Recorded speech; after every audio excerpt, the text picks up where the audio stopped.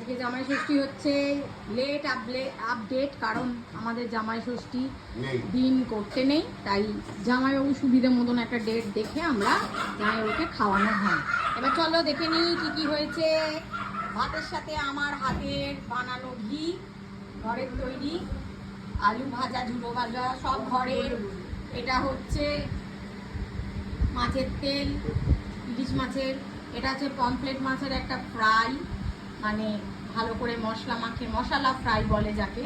এটা ইলিশ মাছ, এটা ডাল, মুগের ডাল।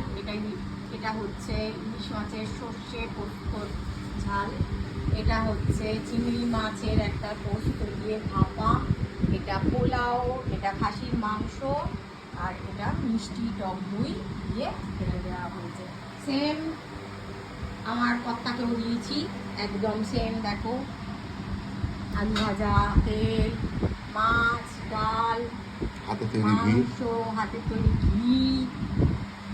ও এখানে বলতে ভুলে গেছি, এটা হচ্ছে ইলিশ মাছের মাথার টক, আর এটা চিংড়ি মাছের একটা সুন্দর আইটেম। এটা খাসির মাংস, নাও মিষ্টি। চলো তোমরা সব খাওয়া শুরু করো, শুরু করো খাওয়া,